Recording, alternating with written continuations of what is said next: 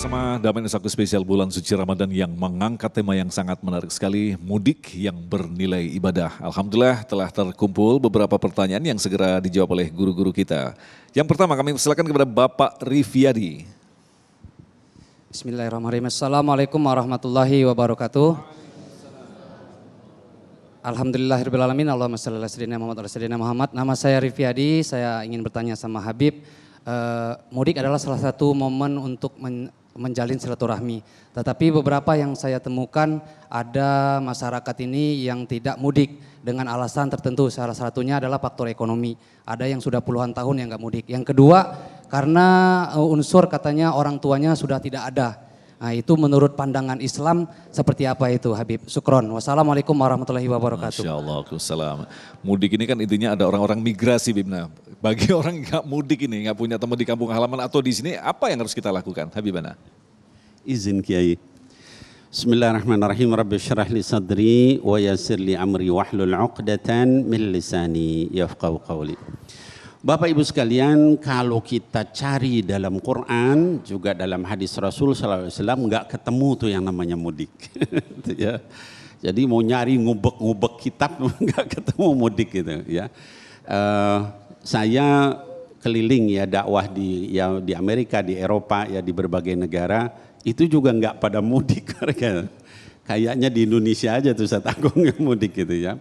Kenapa? Karena di kita ini terbiasa untuk bermigrasi, ya orang Jawa tinggal di Jawa tapi kemudian dia bekerja di Jakarta, bekerja di Kalimantan, jadi dia mudik gitu ya. Nah jadi kalau ditanyakan gimana sih kalau nggak mudik apa hukumnya gitu, nggak apa-apa.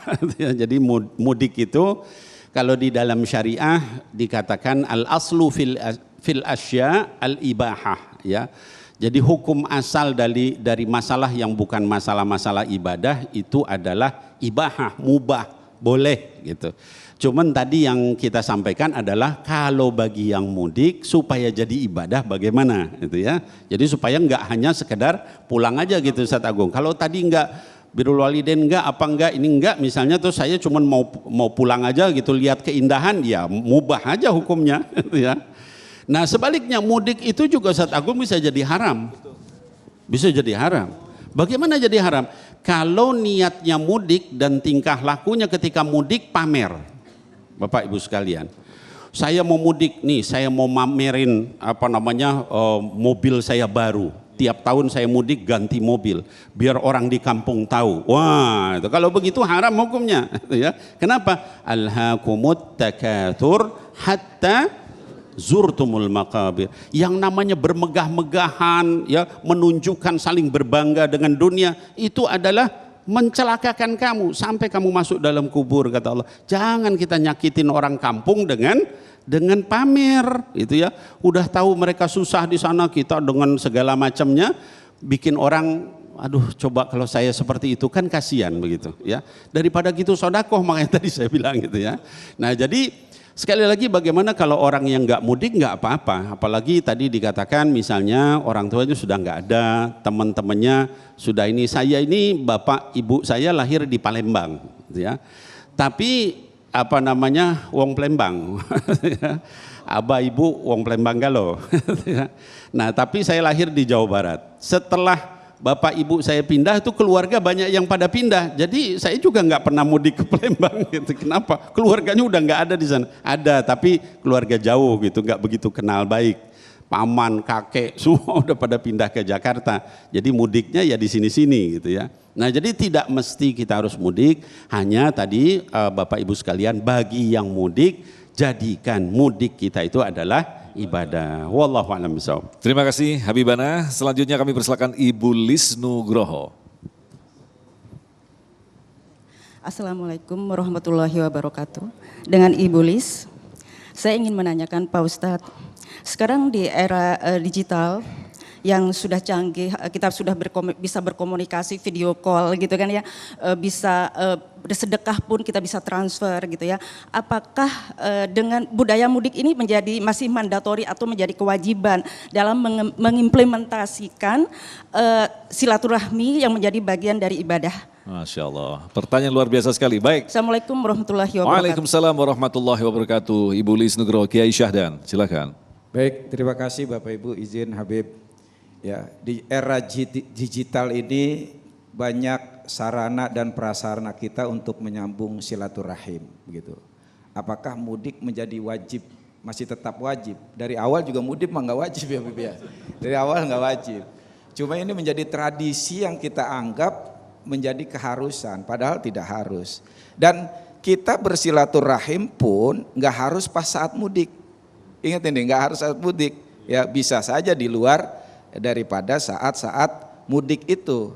Monggo silakan. Yang penting kalau tujuannya dia mudik untuk ibadah, untuk berbakti kepada orang tua, untuk menyambung silaturahim dengan karib kerabat, untuk berziarah kalau orang tuanya sudah tidak ada, itu kapanpun nggak harus mudik, nggak harus di saat mudik, ya di mudik-mudik di lain lebaran, ya itu sangat dianjurkan. Bahkan kalau niatnya seperti itu menjadi sunnah begitu kan, kecuali tadi kalau niatnya cuma sekedar jalan-jalan saja begitu. Nah, oleh karena itu ya, bagi orang yang tidak bisa mudik tahun ini jangan dipaksakan, ya jangan dipaksakan, ya. Apalagi tadi tuh nggak ada bekalnya, ya udah sekarang media kan banyak ya kan, bisa lewat telepon, bisa video call, ya kan, bisa voice note, bisa kirim gambar, ya kan, selamat ucapan dan lain sebagainya, banyak sekali media yang itu menjadi menyambung tali silaturahim kita. Itu boleh, silakan. Memang lebih bagus lagi kita bertatap muka ketemu karena banyak fadilah-fadilah, keutamaan-keutamaan yang kita nggak dapat ya selain berjumpa dengan sanak famili kita. Itulah makanya pentingnya kita silaturahim, bertemu, bertatap muka. Tapi kalau nggak bisa jangan dipaksakan. Yang penting hati kita nggak menolak itu. Kalau udah menolak, kita nggak mau, enggan ketemu saudara kita, enggan ketemu mertua kita, enggan ketemu orang tua kita, itu yang menjadi dosa bisa, ya kan? Jangan alasan yang nggak punya uang, tapi karena padahal di hatinya ngapain, nggak ada gunanya, gitu. Jangan salah, ini bahaya. Orang yang memutus tali silaturahim, masya Allah dosanya sangat besar. Bahkan tidak ada balasan yang diganjar oleh Allah di dunia yang lebih cepat sebelum nanti dikasih di akhirat selain orang yang zalim dan memutus hubungan silaturahim. Makanya hati-hati. Makanya silaturahim itu kan seakar kata dengan silatun rahimun, silah menyambung, ya merekatkan, menggabungkan. Rahimun itu salah satu sifat nama Allah. Kalau sesuatu yang disandarkan kepada nama Allah itu menjadi sakral dan suci.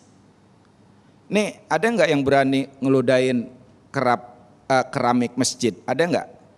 Saya bayar 2 juta mau ludain keramik masjid. Tapi keramik yang sama, harga yang sama, beli di material yang sama, warnanya sama, ada di kamar mandi kita, berani nggak kita ludain? Nah, jangankan diludain, mohon maaf kita kencingin aja berani, ya kan? Kenapa yang di kamar mandi berani, yang di sini nggak berani? Karena ini udah disandarkan kepada nama Allah. Ini rumah Allah, maka menjadi suci. Begitu juga hubungan silaturahim atas nama Allah. Kalau kamu putus rahimku, aku putus hubungannya denganmu. Tapi kalau kamu sambung rahimku, aku sambung hubungannya denganku. Kira-kira begitu Mas Agung. Nah, Habibana mungkin bisa menambahkan berkaitan dengan seperti pertanyaan Ibu Lis tadi, bagaimana kalau kita menyampaikan permintaan maaf karena ada teknologi kita, video call atau seperti apa. Kadang-kadang orang itu mengejar afdolnya, saya harus pulang. Padahal ngelihat kondisi ekonomi tidak memungkinkan pulang, akhirnya terwakilikah dengan apa yang disebut dengan video call atau WhatsApp apapun, Habibana? Iya baik, tadi Kiai sudah menjelaskan panjang lebar, saya hanya nambahkan sedikit saja ya. Jadi pertama begini, hukum asal tadi juga sudah saya sebutkan bahwa dia adalah mubah hukumnya mudik itu. Nah yang ibadahnya apa? Yang ibadahnya birrul walidainnya, silaturahimnya, mohon maafnya, bersedekahnya, ziarah kuburnya.